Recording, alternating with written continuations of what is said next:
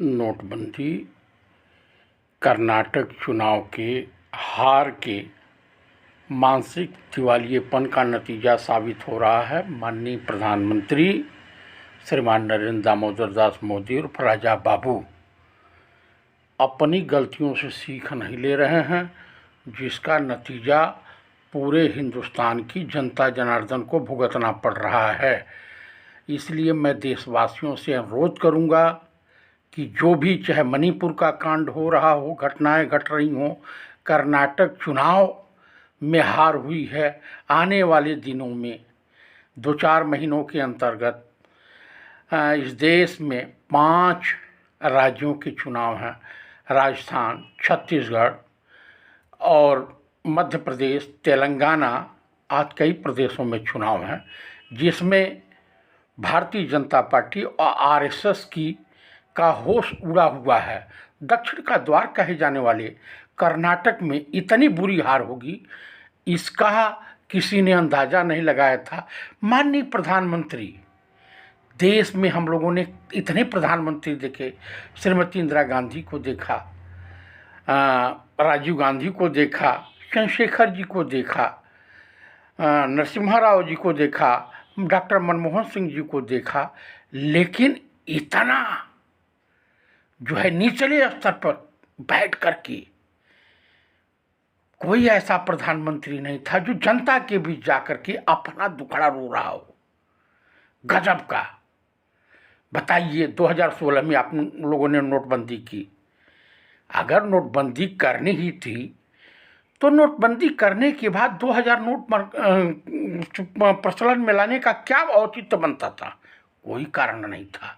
लेकिन माननीय प्रधानमंत्री, जिस तरह से इन्होंने गुजरात में मुख्यमंत्री रहते हुए, चाहे गोधरा कांड करवाया हो या जो भी करवाया हो, पहली बात तो इनके मंत्रालय में न वित्त मंत्री वित्त की जानकारी रखती हैं, गृह मंत्री तो माशाअल्लाह हैं, जो सरेआम मंच से गुजरात कर्नाटक के चुनाव में खुलेआम भी बोलते हैं कि अगर कांग्रेस की सरकार बनी तो कर्नाटक में दंगे होंगे।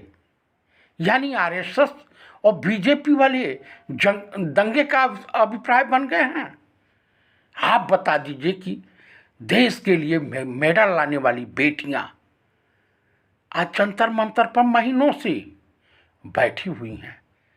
जब आपको दंगे फसाद चुनाव में इस्तेमाल करना होता है तो इस देश के लोग हिंदू माने जाते हैं, चाहे वो जाट हो, यादव हो, वाल्मीकि हो, दलित हो, क्षत्रिय हो या ब्राह्मण।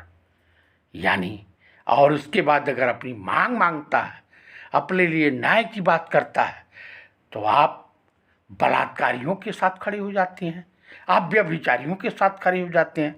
वारे बात बा। देशवासियों, कृपया आप लोगों को ऐसे मौकाप्रस्त आरएसएस वाली और बीजेपी वालों से सावधान रहने की आवश्यकता है। देश को आर्थिक रूप से दिवालिया बना दिया है माननीय प्रधानमंत्री नरेंद्र दामोदर दास मोदी की आर्थिक नीतियों का नतीजा है। देश भुगतेगा। मैं आपको बता रहा हूं कि डॉक्टर मनमोहन सिंह जैसा न अर्थशास्त्री है, न नरसिम्हा राव जैसा प्रधानमंत्री है जिसे अर्थव्यवस्था का जनक कहा जाता। और आरएसएस और बीजेपी की मंशा है कि देशवासियों को 90%, 85% की संख्या में आर्थिक रूप से गुलाम बना दिया जाए। माननीय प्रधानमंत्री, बताइए, बड़े शर्म की बात है कि विश्व स्तर पर नाक कटवा रहे हैं। विदेश यात्रा से जाने से पहले देश में के आरबीआई के गवर्नर से 2000 की नोट अब प्रचलन में नहीं रहेंगी, कृपया आप लोग बैंक में जमा कर दीजिए। क्या बैंकों में लाइन नहीं लगेगी? लगेगी। अभी कल से ही 2000 की नोट लेने से तमाम व्यापारी, चाहे खुदरा व्यापारी हों, दुकानदार हों, मना कर दिया। और जिनके घरों में महिलाएं बचत करके 2000 की नोट रखी होंगी, तो क्या ये वो नोट जो है काला धन है? आप देशवासियों को चोर साबित करना चाहते हैं? भाजपा वाले और आरएसएस वाले ही देशभक्त हैं। अब बाकी देश की जनता जो है मूर्ख है। ये सब बंद कर दीजिए मोदी जी, नहीं तो पतन नज़दीक है और 2024 का चुनाव आप हार रहे हो, बुरी तरीके से हार रहे हो। आप 200 का आंकड़ा नहीं पार कर पाओगे, कम से कम 120 130 में अड़ जाओगे और आने वाले दिनों में न्यायपालिका आपके खिलाफ खड़ी हो जाएगी।